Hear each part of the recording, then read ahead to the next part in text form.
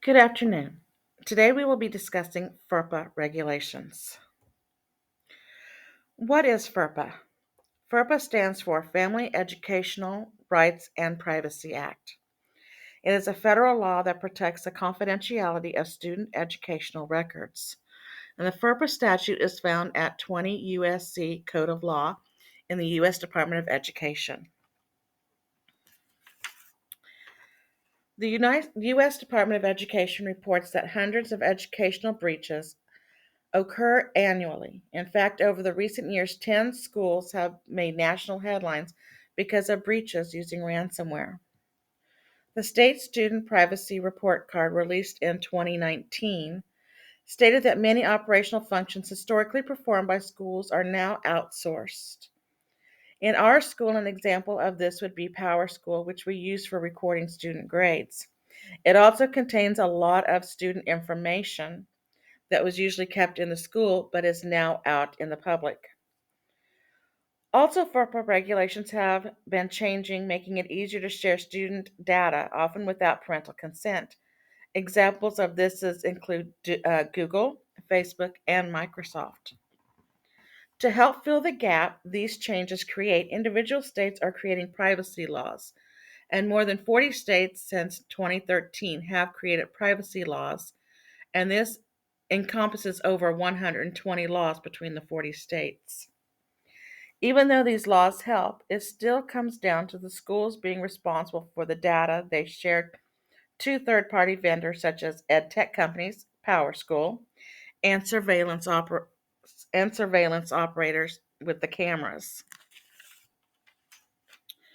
So, how can school show FERPA compliance?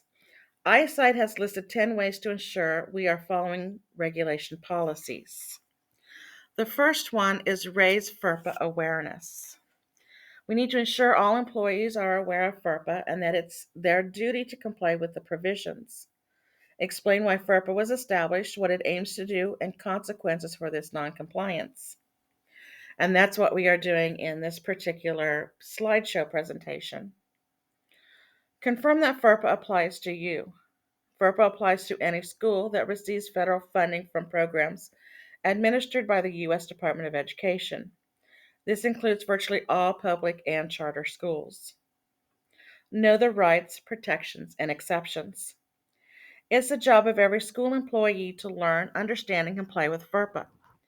Ensure staff knows what data exists in educational records, which we will be talking about later in this presentation, the rights to view records, and the limits for sharing data.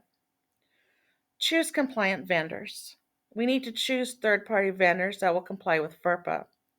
And we also need to revise all existing agreements to ensure that vendors understand their duty to comply with FERPA. Schools may be liable for the actions of outside vendors. Train all employees.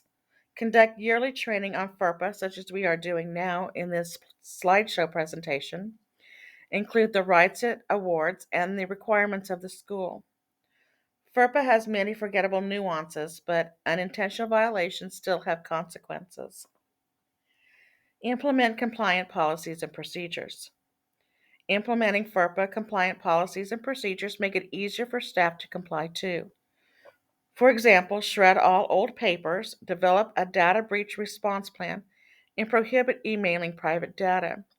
We will talk about some of the getting rid of old records later in the presentation. We also need to encrypt files and emails. Encrypted files and emails cannot be accessed without the decryption key, adding an extra layer of protection for school employees whose property, including computers and tablets, is lost or stolen. And we need to implement other prevention tools. We need to ensure there are tools in place that help the entire school comply with FERPA guidelines. For example, compliance monitoring mechanisms and case management software. So, what are some parental and student rights regarding FERPA? Well, parents have the right to inspect and review the child's education records. They also have the right to seek to have a records amended. and some control over disclosure of PII or personally identifiable information.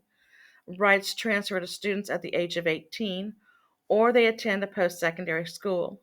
However, parents can control student records and their education if they are still a dependent of that parent.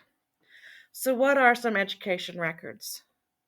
These are records directly related to the student, and they are maintained by an educational agency or institution. So, what is the directory information?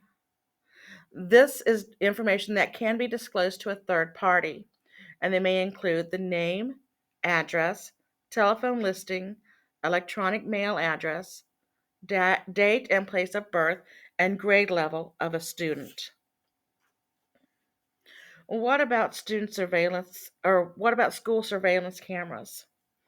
Well, according to the National Center for Educational Statistics, more than 80% of public schools use security cameras to monitor students. While security cameras have become important to security, they also raise some legal issues. The courts have said that security cameras can be used in places of low expectations of privacy, such as when cameras are placed in plain view or in public places such as hallways, stairwells, school buses, parking lots, and even in classrooms. Also, people should anticipate that if cameras are being used, their image may be taken. However, schools should still inform the community through policies, handbooks, and signage. The Federal Electronic Communications Privacy Act of 1986 prohibits the use of intentional interception of any oral communication, except where one party to the conversation has consented. And to avoid legal risk, post signage to notify about recording devices. So we need to write signage if our surveillance cameras are recording voices. According to FERPA, images of students that are personally identifiable and directly related to the student are considered part of a student's educational record. Well, how can we define directly related to a student? We can define that as whether the recording is used for disciplinary action involving the student. This is including a victim. Also, whether the recording depicts an activity that would reasonably result in the use of disciplinary action, shows a student violating the law, or shows a student getting injured, attacked, victimized, ill, or having a health emergency. Whether the school intends to make a specific student the focus of a recording, for example, ID photos, or whether the content contains personally identifiable information from a student's educational record. A recording will not be considered directly related to the student if the image is simply accidental, such as participating in school activities open to the public, such as a play or athletic event, and doesn't focus on any one student. So, what about FERPA in regards to immigration and customs enforcement? Under federal law, state and local educational agencies are required to provide all children with equal access to public education. And under FERPA, school districts must maintain the confidentiality of all personally identifiable information in education records relating to students. ICE agents can only receive student information with a valid court order. They cannot just come in and ask for it. And such as in the case of the Supreme Court states in Plyer versus Doe, a state may not deny access to public education to any child residing in the state, whether they are there as a citizen or a non citizen. Well, now that we know what FERPA, how do we deal with student records? So, some student records need to be kept indefinitely.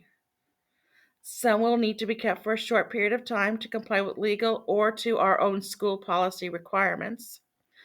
But most student records will become unnecessary or irrelevant and can be destroyed immediately, such as if they graduate or they otherwise leave the school, such as transferring. In most cases, merely deleting a digital record or file is insufficient. The best data destruction is to just completely destroy that record. I hope that this information has helped clear up some questions about FERPA, and I hope you have a good afternoon.